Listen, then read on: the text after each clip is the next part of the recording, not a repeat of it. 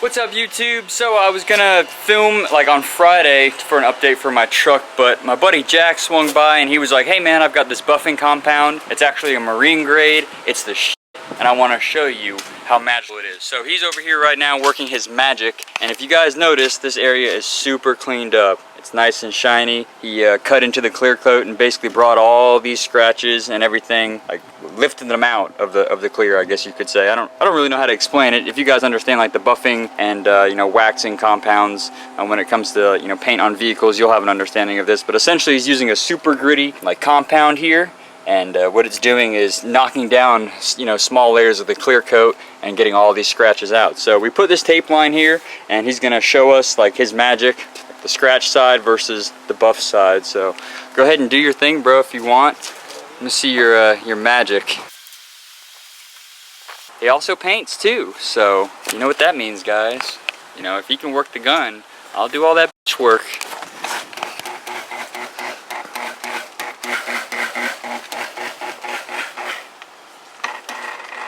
You want me to put the window up? You can if you want. Yeah, I mean, it's not like the interior is perfect. Okay, as long as you don't care. I'll just keep doing it, man. It'll wipe off, right? Alright. It's pretty much just wax with like sand and that pretty much.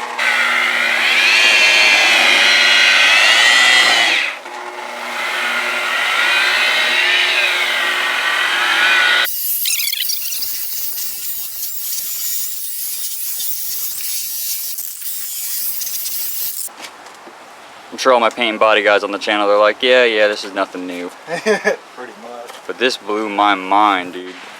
When he did his first pass on this back quad door, he was like, hey, just come check this out. I was absolutely blown away. I had to film this so I could show you guys. So maybe after we do this, I can chase it with that chemical guy product and see if that helps. That'll work good for a sealer, probably. Hell yeah, bro. That is insane. That is nuts. Holy crap. Dude, thank you, bro. Yeah, bro. I appreciate it big time. Yeah, bro. Wow. So it is the following day. My buddy was able to clean up the truck, but we sadly got rained on, and as you guys can see, the passenger bed side is not done. The cab's all done here. Fenders, it's okay. They have a lot of chipping, so it definitely kind of ruined like the whole, you know, cleaning up, cutting all the clear coat on it, and bringing it back to life. And if it wasn't for the dents and dings over here, I mean, the driver's side would look great, but we got her all cleaned up. But that's not what we're doing today or what we're talking about. We've got a new Dana 70. This guy in here is, well, I guess we'll just say she's seen better days. We'll just say it with that. So we've got either the wheel seal here leaking, the brakes are disgusting. Jeff was able to knock these guys off. He just sprayed them down with some PB Blaster and tapped them with the hammer, and they popped right off. But the hardware for this thing, literally it fell out when he took the drum off. And then the other reason why we're changing this thing is because this pinion is done for. Got so much play in it, slinging gear fluid everywhere, all over the tank and such, all over the axle. So I picked this guy up from my buddy Luke, guy I tagged in the last video. I'll go ahead and throw his info back in here, and I'll put 2 clips in. I'll show you his little TJ there. And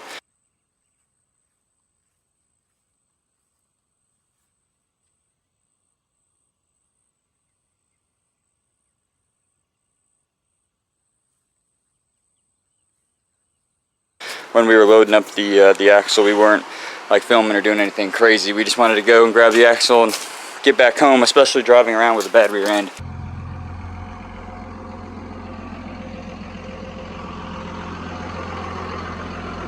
So that's kind of the game plan for today. Snatching that axle out, rolling this guy in there. Hopefully the brakes are good on this one. We're gonna have to switch around the cables themselves for the e-brake, because sadly they were cut during removal, but I have mine, they're good. Hopefully we can just get the drums apart with no issues, get them all back together. Worst case scenario, if the pads and all that stuff sucks, I'll bite the bullet, buy a new hardware kit and a pad kit, replace all that stuff, get the e-brake right, because I use the e-brake all the time, especially, you know, when I take my truck places, I like to leave it running and then just put it in neutral and drop the e-brake down. And when I've got loads and stuff on there, I feel a lot safer, you know, using my emergency brake. So that is that, guys. We'll dive right into this. I'm gonna shut up and quit rambling, because that's what I do in all my videos. So let's hop on it. We are most of the way there. Drive shaft is disconnected, shocks are disconnected, brakes, breathers. Got to do the U-bolts and then pull the e-brake off. The lines there, we're gonna try to salvage these ones off this axle here, so that way we can move it over to the new one. Got it all pressure washed. I cleaned it all off. You can see the gear tag here, 355. It's obviously a Dana 70. So, looking good. Little by little here. Jeff starting on removing the e-brake, so that way we can try to have a functional e-brake in the back of this thing, because I really need it.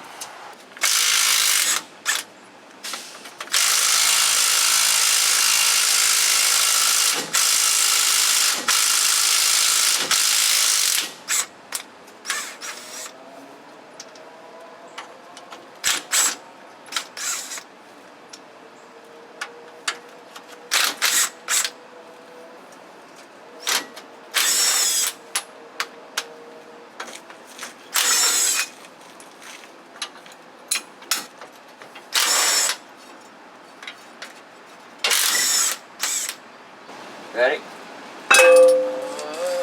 Basically.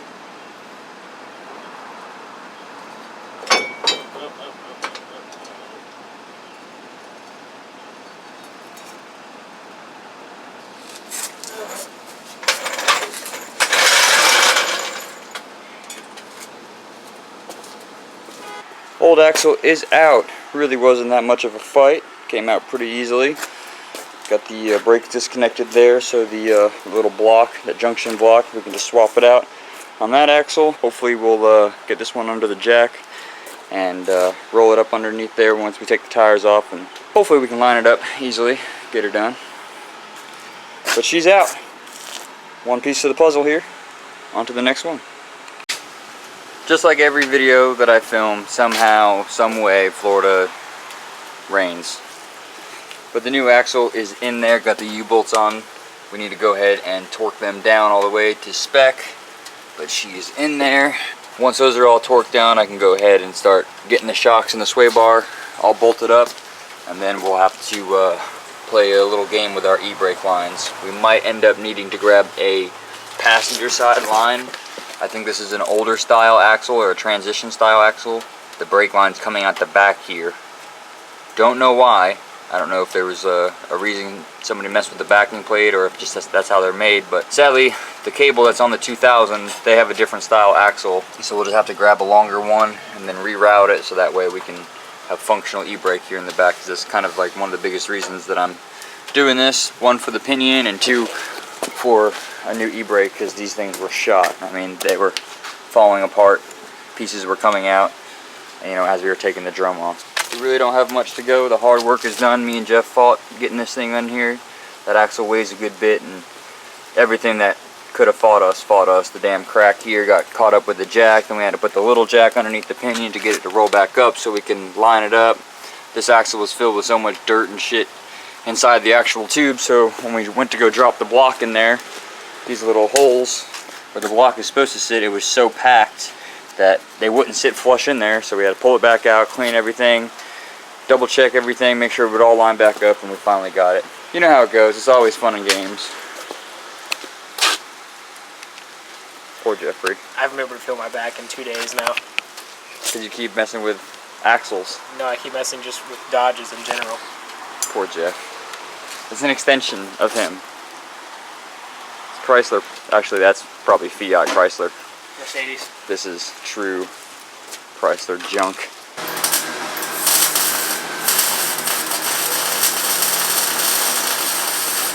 Let me tell you what, guys. I don't know if I should just stop working on stuff or what. I don't know. I'm like speechless. So to make this a long story short, guys, last night when we were doing this, we had everything all together, and then I broke a U-joint strap bolt, right? So we spent probably a good 2 hours welding nuts onto the top of it, As you see, they all broke off. Every single one of them. Last night, we just said, the hell with it. We're going to give up, packed up, came out here the next morning. I welded a washer to it and then grabbed it with the vice grips and that extracted it. We had it out within 30 minutes. Okay, cool. Nice and relieving. Well, we move on to the second portion. Why aren't the U-bolt straps bolting into the yoke? Well, the axle I bought was dropped. It wasn't dropped on purpose. I don't think this was, anything that was, like, oh, this is a bad axle, f*** it. It was dropped and it damaged the U-bolt or U-joint strap and both the bolts. As you can see, they're bent. So I think what happened is that it bent inside of the yoke. We ran a tap down it. Where's the tap? So we ran a tap down it, and then we went and got brand new hardware. This is brand new hardware. You can see the Loctite still on it. And we tried running it down. Still no luck. So what I ended up doing was cutting one down, probably 1/8 of an inch or so. Not even. Just enough so that it doesn't come all the way down to the bottom of the threads here. That's where we were having the trouble. Every time we ran a bolt in, it would be sticking out probably 1/8 inch or so because it would not thread down here. Even with running a tap down it, we had no luck. I think it's just damage inside there or something. I don't know. I don't know what happened to it, but it was a headache, and we've been fighting it all morning. We finally got the drive shaft bolted onto the yoke. I'm going to check the diff fluid, double check the brakes are tight, start bleeding them out, and then we'll fire it up and do a little test run on the back here and see how the axle sounds. But Lord, guys, that was the most frustrating thing. I mean, like, I was fighting with the pitman arm last week, and that made me mad because I broke my puller, and I had to get another puller, and, it was just one thing after another, but that really set me off, because that was just something simple, and it turned into a massive headache, but... Right, Jeff? Jeff seemed me really angry. It was great. And really mad. I've been enjoying it. I mean, he's been mad. So, that's how I feel. Literally, all of that, just for that one bolt. Oh gosh, the headache is over. The axle is in there. We still need to hook up the e-brake line, but I'm gonna have to get a longer one for the driver's side. Just gotta zip tie those guys up real quick, and then we'll take her on a test drive. Brakes have been bled, sensors hooked back up, wheels have been torqued down, fresh gear oil in the rear diff, topped off, sealed up. We'll see how she does.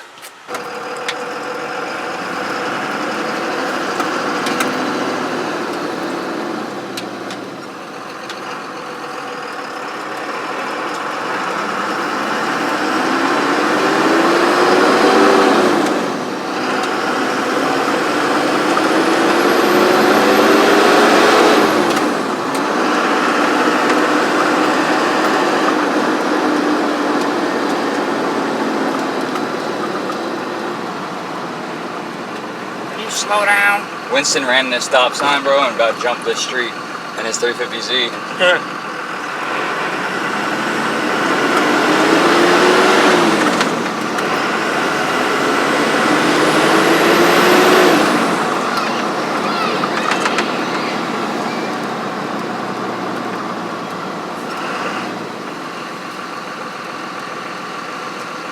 Guys, it drives so much freaking better!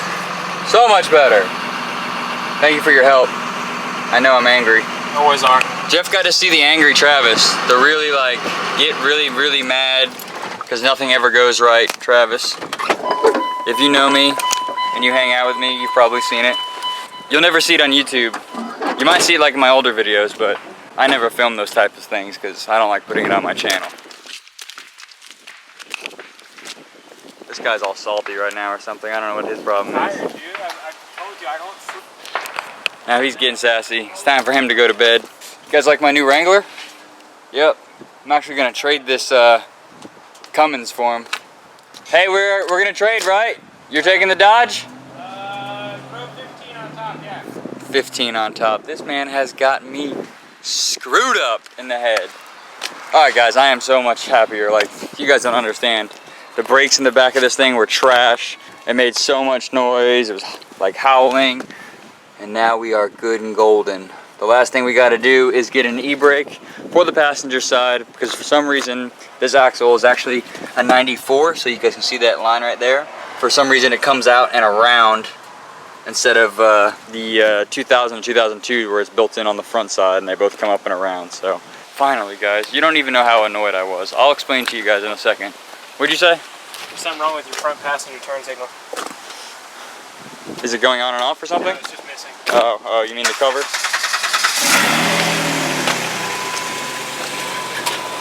Later, bro. Alright, dude. See you later. Thanks again. I'm gonna get rained on. Not if you drive quickly. Alright, buddy. Be safe, bro. We are back at the house. I just took it on a test drive out on the highway and such, and she did great. Everything is going so far so smooth. Like I said in the last couple clips, I just need to grab the e-brake line and we'll be set on that part. I've got to hit the rest of the bed over here with that compound, that cutting compound, and try to clean it up, and that'll bring kind of like the brightness back on the truck. I'm gonna get some headlights ordered in. I'm stuck on either ordering originals and just keeping it kind of OE look right now, or going with the brand Anzo, A-N-Z-O. That's what I had in the red truck. I really like them, so I might order a set of those, but they're a little pricey, 150 bucks. I'd rather hold on to the cash right now until the AC system is done. That way I can square away all of this good stuff, and obviously I really want to get the e-brake working, but we're getting there, guys. One major issue out of the way. We'll get this hunk of junk off to the scrapyard. Oh man, what a headache, guys. That was the most frustrating thing I've done to date with most of these Cummins that I've been messing with this past couple months. Just everything that could have gone wrong went wrong. We'll start off with, since this is a 2000 axle, the sway bar mounts are much closer together. This one is further apart. Then the e-brake didn't work out. Obviously he cut the e-brake. I didn't know about that. Not mad at him or anything. We're all sorted. Just the e-brake is the setback, and then this guy getting messed up, the yoke itself. I'll show you guys. I'm not sure if I explained all of this. I think I mentioned something about it in the last clip, but this guy broke off in there. I had to weld the washer to it, and I welded a bunch of nuts to them, and they all just broke. They couldn't fuse, so the washer did the trick with a pair of vice grips, backed it out, and then we had to trim one down, as you guys can see there. The reason we had to trim it down is because sadly that axle that was in there, I know he didn't mean to, but it was probably dropped or drug or something. As you guys can see, this guy's pretty bent up, seen better days. We're thinking that it was dropped on its yoke, and the yoke was damaged because of, where's the one bolt? Here we go. Because of these bolts. You can see the one bolt is extremely bent, and obviously we extracted it. You can see how deep it was. And then this guy's just got a little bend to it. It might be hard to see on the camera, but that's what we're thinking. We're thinking it fell down. This was bolted in. It caught it, and the bolt inside of the yoke bent it back and damaged the threads in there, and that's why we couldn't get, I mean, we had a brand new, I think I wrapped it up already, it's over here. We had a brand new hardware kit I picked up, and I used both brand new bolts. So those are the smaller ones that I come with in the kit. Those are for like a Jeep Cherokee or something. I had larger ones for these larger axles. We put new hardware in there, and it still gave us a headache, so that's what we had to do. I know it's not technically the right thing to do, but it gets the job done, and it's not like we had to drill out and use bolts and a nut, or the U-straps themselves, rather than using the bolts with the little straps. I don't know how to explain those, guys. If you know what I'm talking about, you'll understand what I'm saying. But man, I can't stand when things just don't go according to plan. Like, and I don't always expect it to go to according to plan. Like, I know 9 times out of 10 something will go wrong and there'll be an issue with something, but it was just one thing after another, and with the rain and everything, it's just frustrating. But I'm gonna stop rambling. I'm gonna stop crying because I sound like a little whiny thing. I'm bitching and moaning about all this stuff, and we're all set. We're good. We're back on the road. We're driving. I'm gonna try to go enjoy this 4th of July, even though it's raining. We're supposed to go out on the boat with Huffman, a couple of his buddies, and go watch some fireworks and grab some dinner and stuff. So hopefully this rain holds off. I mean, there's not a sunlight beam anywhere. There's no sunlight in these clouds. So I don't know. We'll see how it goes, but that is that, guys. I hope you're having a good 4th of July. I hope you made it to the end of this video. If you guys are a returning subscriber, I do appreciate each and every one of you guys. Drop a comment below. Let me know how you're doing. Let me know what you think about the video. Hope you get a good kick at me getting frustrated and mad with this nonsense. And if you guys are brand new to the channel, go back and check out all the playlists and all the other videos that we've done. We're not very prejudiced people. We do all kinds of stuff from Jeeps to Cummins to 240s and stuff. We're kind of all over the place, so be sure to check it out and let me know what you guys think. I appreciate every single one of you guys. I will see you in the next upload. Later. I'm always in the dark.